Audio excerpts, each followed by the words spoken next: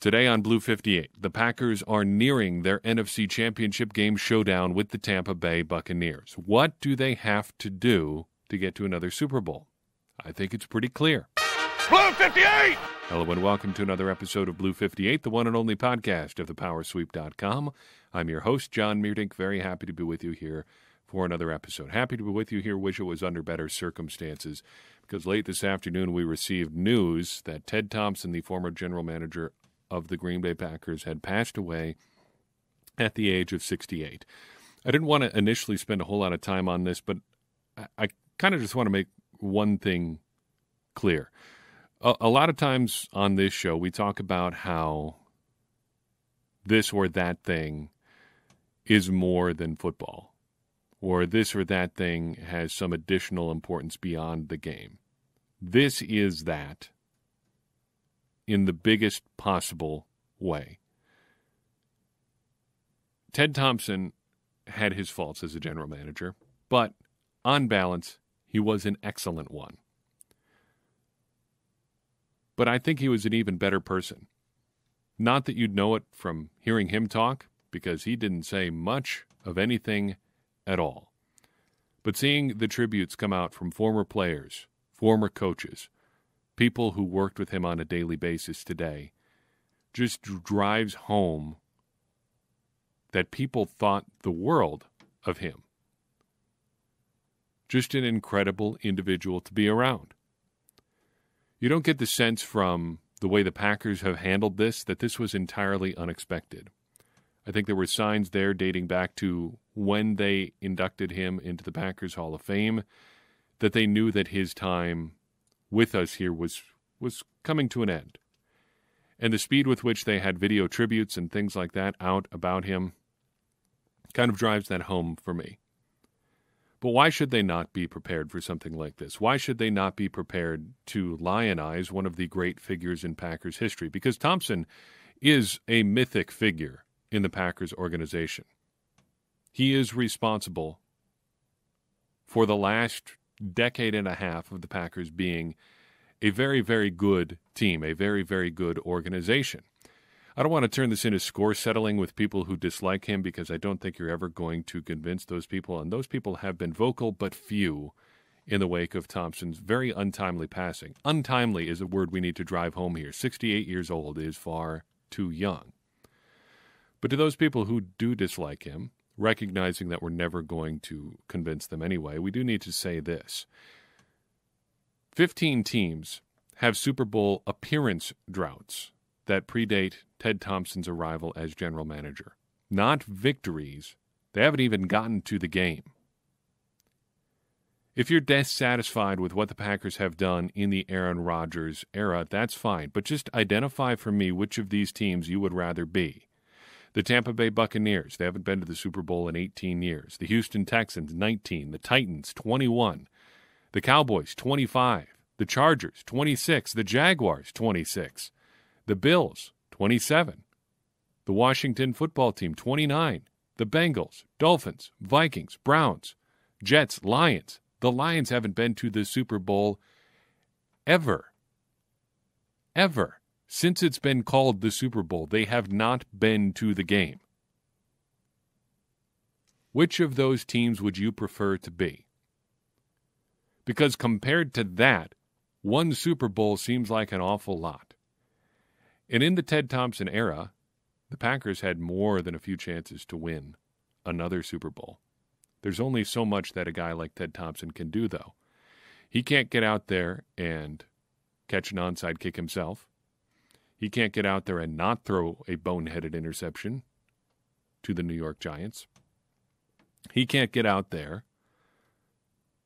and drag a injury-depleted team to the 2016 Super Bowl like Aaron Rodgers did. Though if you do want to have a gripe with Ted Thompson, adding more talent to that roster down the stretch is, I think, a legitimate one. But just tell me, would you prefer to be the Tennessee Titans? No Super Bowl appearances in more than a generation. Would you prepare to be the Cowboys, a team with a history just as storied as the Packers? Hasn't even sniffed a Super Bowl in 25 years? Thompson was a great GM. and he was the best when he was making the hard decisions. Ted Thompson took over as general manager in 2005. From 2005 to 2008, he drafted Aaron Rodgers, he hired a new head coach, he cut, traded, or otherwise moved on from Mike Wall, Marco Rivera, Darren Sharper, Javon Walker, and Brett Favre. He signed Charles Woodson, who was anything but a sure thing when he came to Green Bay. Take some stones to do that, man. And that is a heck of a run of good decisions, even if it goes downhill from there, and it doesn't for a long time. That is a heck of a run. He was just really great. And sure, he wasn't perfect. But that puts him in good company with the rest of us. Did he make some mistakes that in retrospect seem really obvious? Yeah, definitely. But again, that's right there with the rest of us. I have an uncomfortably long list of mistakes I've made in my life that are blindingly obvious in retrospect. Ted Thompson's no different from that. And if you can still make mistakes like that and have a resume of successes as long as he did, I think you're doing all right. And agree with what he did or not, you can't say he wasn't trying to do what was right for the team, and he was. That should always be clear. I don't think that was ever in doubt. I'm especially moved by Thompson's passing because of the fundraiser we just concluded. Thompson had some sort of autonomic disorder. I don't know if it's especially ever been confirmed, and it's not really important what it is,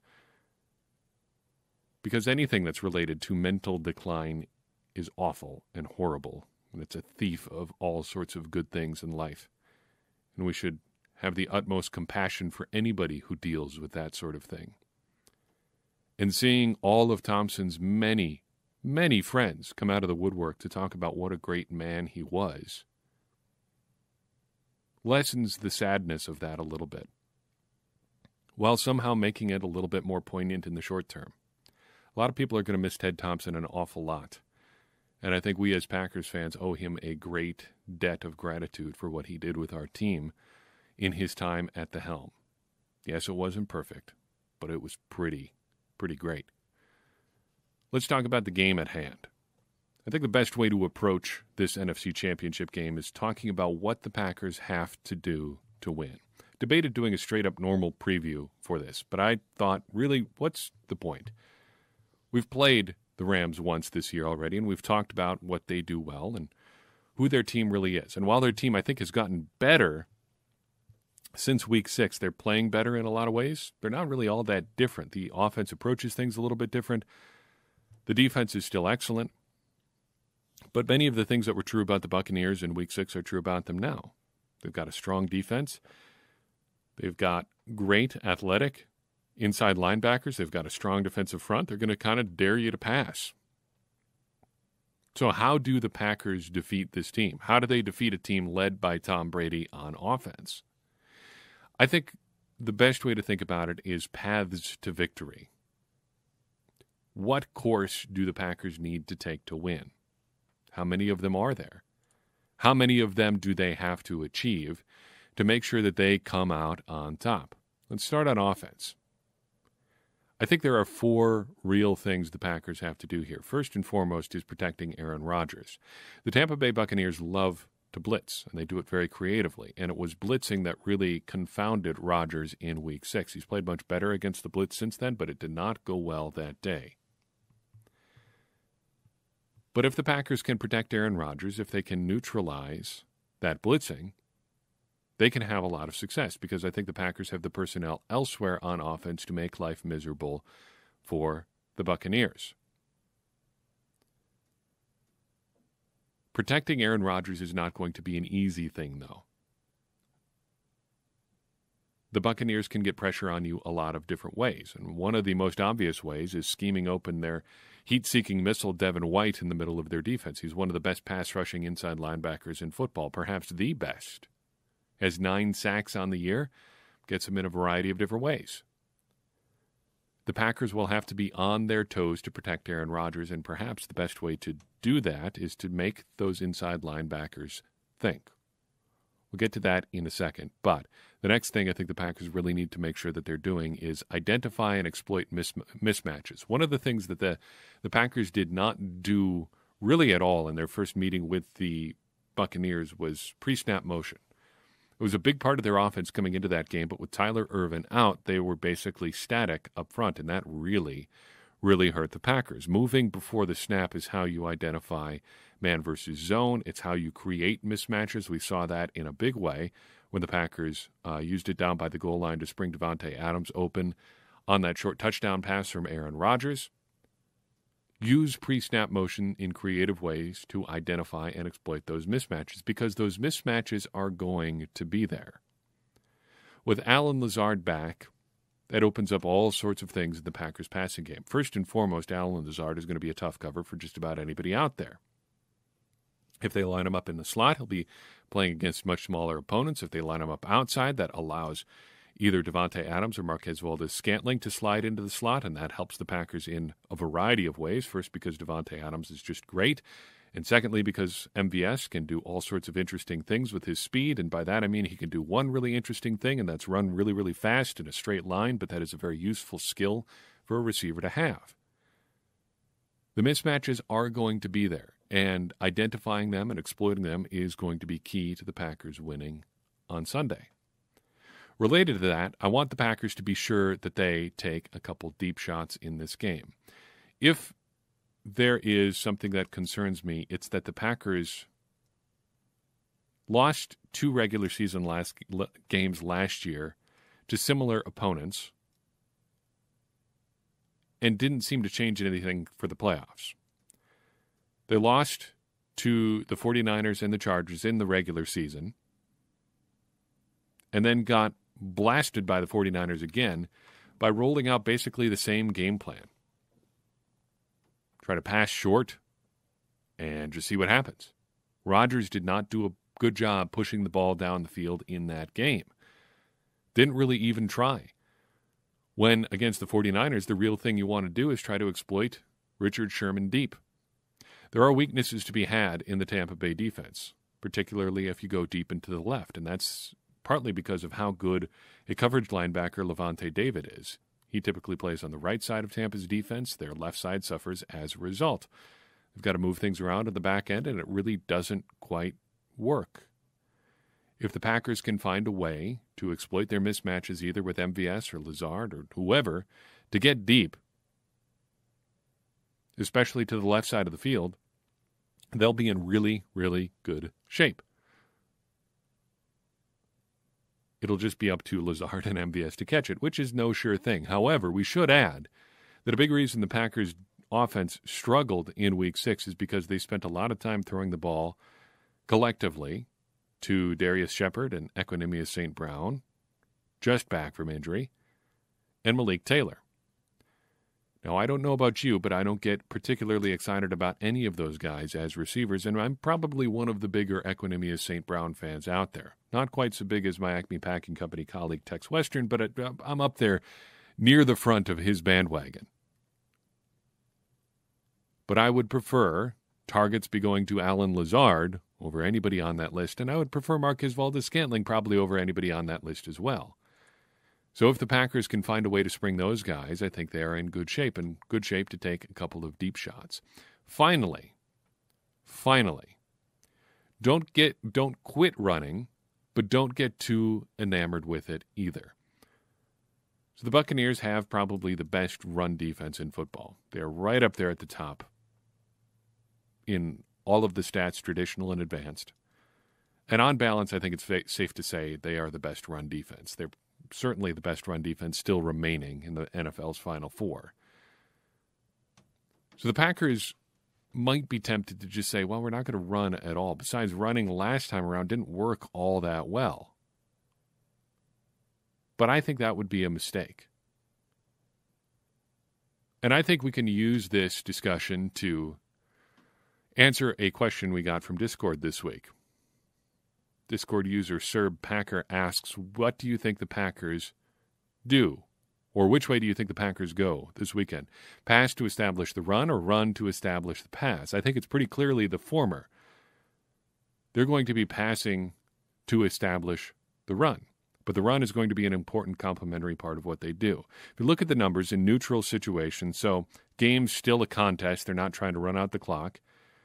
Usually on 1st and 10, so you're not playing situational football. The Packers run slightly more than they, or pass, slightly more than they run. Little over 55% of the time in neutral situations, they're going to call a pass. And I think that's about right. I might even like to see that a little bit higher. But I think the Packers can use that formula successfully against the Buccaneers this weekend. But it's going to be important how they run. I think there are 2 ways that I would like to see the Packers approach the run game. 3 ways if you count what I'm about to say first. First, don't try to string runs wide against these linebackers. That didn't work in Week 6, and the Packers kept trying it, and it kept not working, and it got really irritating because they did not learn their lesson at all. So how do the Packers run then? First, I think they have to use those split zone runs that they do so well. The split zone is easy to identify, or at least a version of it. Basically, what you're going to be looking for is all of the Packers' offensive linemen going one way, and then a tight end or H-back type player going the opposite way behind the line. This is quite often Bob Tunyon. It was Jay Sternberger frequently when he was healthy. It is Dominique Daphne. They're looking to kick out the backside defensive end and create a lane for the running back to cut back. You get the linebackers flowing all one way as they watch the offensive line, and then you've got a guy cutting back behind the line, springing open the back, and away you go. That's one thing I'd like to see the Packers do, especially because that ties in really, really nicely with their bootleg passing game that they like to run. I also like split zone running because it is from under center, and the Packers' under center runs seem to be much more effective than their shotgun runs. I think that's primarily because you end up with your backs going downhill more than kind of starting out of the shotgun. But if they must run from shotgun, at least do it from that 2-back package and use motion to lighten the box. We saw this a lot last weekend.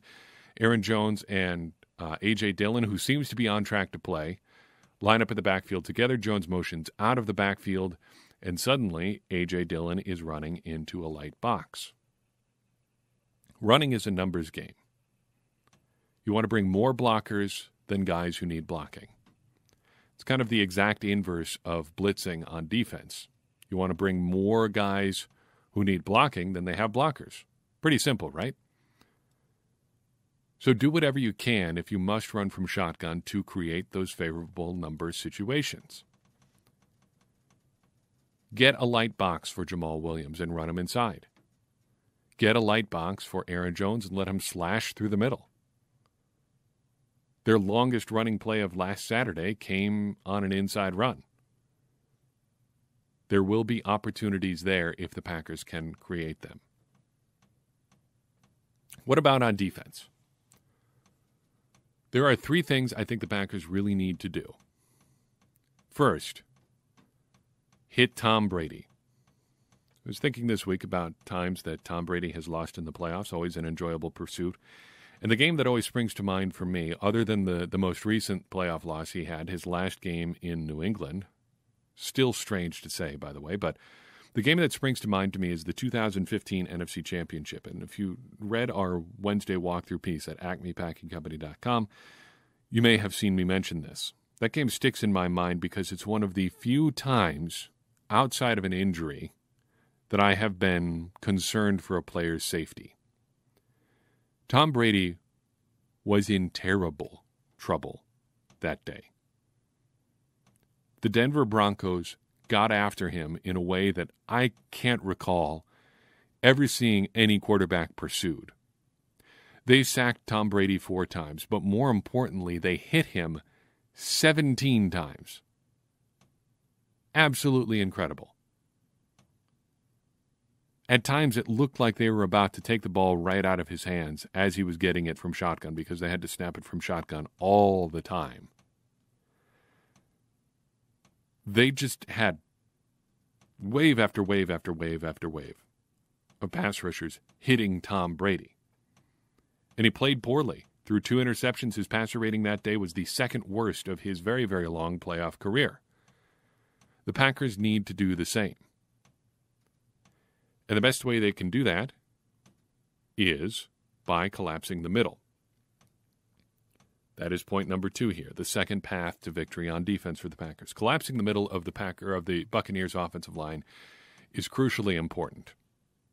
Tom Brady has never been the most mobile quarterback. Now it looks like he is carrying around a piano on his back. He is as good at manipulating the pocket, though, as any quarterback has ever been. The subtle movements to create tiny windows from which to throw has defined his game in large part. But a lot of that depends on there being an actual pocket for him to move around in. And the easiest way to get into or to eliminate that pocket is to come straight up the middle. The Packers are going to need Kenny Clark to have a big game. Almost did the Daryl Johnston, Kenny King thing there. They need Kenny Clark to have a big game. They need Zadarius Smith to rush well from the middle. Those things are not big asks because those are things they do very well, but they should be priorities for the Packers. They need to come right up the middle. Finally, the Packers need to play press man. The Buccaneers want to get deep. They want to go deep. And if you play press man, there is a chance that you will give up a big play now and then. However, giving up a big play now and then is less likely than just getting nickel and dime to death by Tom Brady. Tom Brady has made a career out of being one of the great short to intermediate passers ever. He throws short passes very, very well, throws intermediate passes very, very well. He throws deep passes historically pretty well, but that's not the bulk of his game. Throwing short to intermediate is a great way to be efficient, and it's a great way to take advantage of one of your best skills if you are Tom Brady, your accuracy and your timing and your decision-making. The only real way to take those attributes away from Tom Brady is to get up on his receivers and disrupt that timing. Force him to wait in the pocket and then deliver on-time, tight window throws with pass rushers bearing down on him. I would expect that the Buccaneers will do something, a little bit of something, to counteract that a little bit. Discord user Carl asks this question. I didn't like how it looked a couple of times last Saturday when the Rams went no huddle or hurry up, whatever you want to call it. Not sure if it was a product of playing soft defense or if it was confusion among the defensive players with regard to assignments, roles, and schemes. The thought of Tom Brady going hurry up is scaring me a lot. It would be great if you could say something comforting on this topic. Wish there was something comforting I can say. I'm sure the Buccaneers are aware of that. However,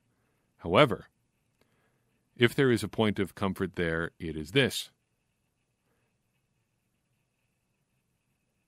The Packers still have something to say. The Packers get a vote too. It's not so much that Tom Brady can just run a hurry-up offense or the Rams can just run a hurry-up offense and you just go, that's it. I guess they're going to hurry up. We have to be bad on defense now. You still get to have your own approach. Even if going hurry up does put you in a little bit of a bind, the Packers can still take confident steps to counteract that. Just because the Buccaneers are going quick doesn't mean that you have to change what you're doing. You can still play press man. You can still collapse the middle of the pocket.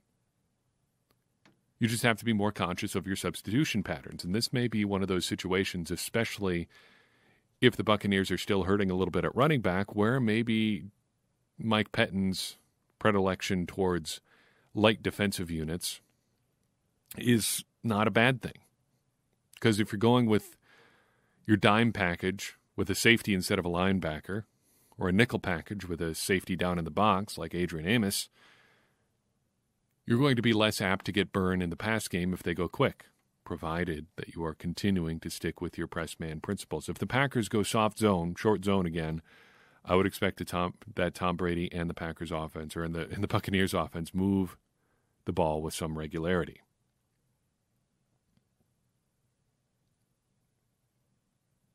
So who's going to win?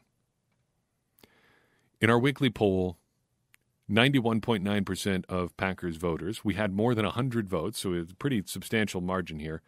91.9% of Packers voters thought they would win this weekend. I don't want to say that's a remarkable amount of confidence. It's a lot of confidence, but it's not necessarily a sentiment I disagree with. Because I do think that the Packers are going to win on Sunday. I think, based on what we've seen from Matt LaFleur and the Packers this year, that they are in a position to make adjustments based on things they have done poorly in the past. And the Packers played remarkably poorly against the Buccaneers. But if there's a silver lining to how they played against the Buccaneers, it is this. Their issues were very obvious. And as a result, their problems should be fairly straightforward fixes. Nearly said easy there. This is not going to be easy. The path to defeating Tom Brady is a simple one. That does not mean it is easy. Climbing Mount Everest is, in the grand scheme of things, relatively simple. It's considerably less complex than, say, going to the moon or diving to the bottom of the ocean or something like that. That does not mean it is easy. The Packers, I think, have some simple paths to success on Sunday. Protect Aaron Rodgers. Find mismatches on offense. Stick with your motion. Find creative ways to get a numbers advantage in the run. On defense, hit Tom Brady, collapse the middle of the pocket, play press man coverage. Those things are all simple. This is pretty basic football stuff. But that doesn't mean it is easy, and it's not going to be easy for the Packers on Sunday. 91.9% of you thought the Packers will win, though. And I agree with you. I think the Packers are headed to the Super Bowl. Let's finish out by talking about a Super Bowl hero for the Packers. Maybe not so much Super Bowl, but the way to get there. Tramon Williams rejoined the Packers officially today.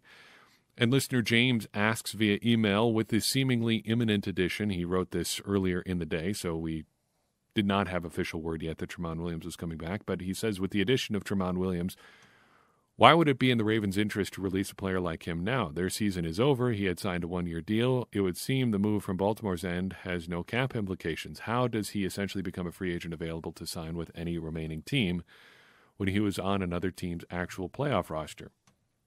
That is a good question, and it is a good example of how sometimes this very craven win-at-all-costs business of football can be nice sometimes, because basically this move just amounts to the Ravens being some good dudes.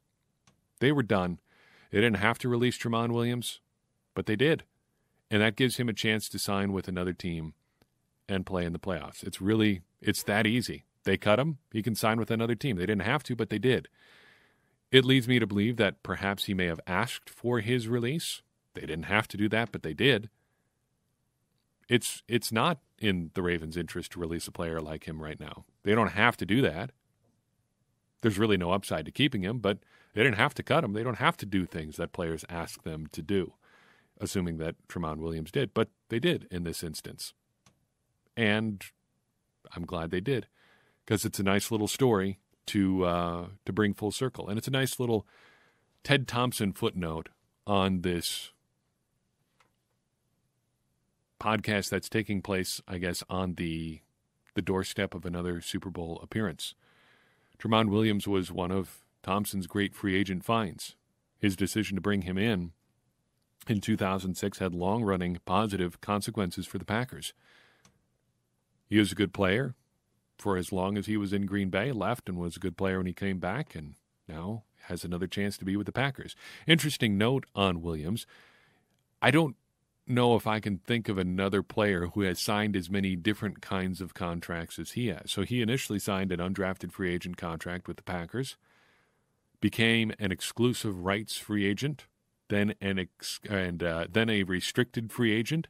Then he signed your bog standard free agent contract extension, left, signed a real free agent deal with a couple other teams, re-signed with the Packers as a true free agent in 2018, and now he's back again in the most unusual of circumstances, having been released by another playoff team.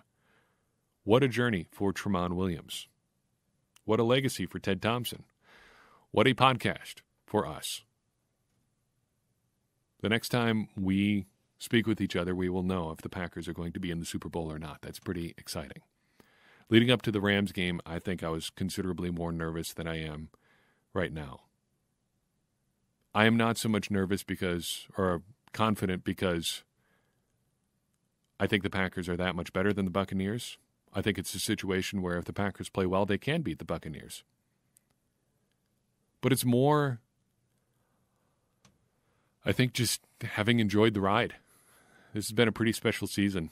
It's been a great time to connect with all of you, whether that's on social media, via email, on Discord. Join our Discord, by the way. If you are a Patreon supporter, you get access to that. It's a nice little added feature there that we've been able to do. It's been fun to chat with people from all over the world, multiple countries represented there. But it's just been an enjoyable journey. And a lot more than heading into the Rams game, it feels like, at least personally, I've been able to savor it. And that's probably going to change a lot on Sunday. I've got a beef brisket sitting in my fridge that's probably going to take about 15 hours to smoke. And I'm thinking about doing it overnight Saturday into Sunday just so I have something else to think about Sunday morning prior to the game. Because there's a pretty good chance that I'm going to be a nervous wreck for most of this game. But I hope that together we can enjoy it. I hope that whatever happens, we can look back at the 2020 season amidst a pandemic, amidst everything else going on in the world, and remember the fun times that we had together, because I've had a blast doing this. This is season number 5 for the Power Sweep coming to an end. And as I am conscious of the fact that I am rambling a little bit and extending this podcast, it's pretty special. I thought about reading during this podcast Mike McCarthy's words about Ted Thompson. Boy, I'm glad I didn't, because I wouldn't have gotten through that. But just stuff like that, reading it made me think of this show. Because being able to do this and connect with so many people from around the world has been really, really special. And this has been a special season to do that. So I hope the Packers win. I feel confident that they can. And I'm just looking forward to enjoying that game, whatever may happen. I hope you've enjoyed this season as well. And I hope we get 2 more weeks of podcasts in season leading up to the Super Bowl, because that would really be something. So I've got for you in this episode. I appreciate you listening in. Appreciate everybody who has supported Blue 58 for the 5 years we've been running now and all throughout this season. If you enjoyed this show and you think somebody else would enjoy hearing it as well, I would appreciate it if you would share the show, this episode, the show in general, whatever. That's going to get more people involved in this conversation we're having about the Packers and ultimately help all of us, me included, become smarter Packers fans. Because as I always say, smarter Packers fans are better Packers fans, and better Packers fans are what we all want to be. I'm your host, John Meerdink. We'll see you next time on Blue 58.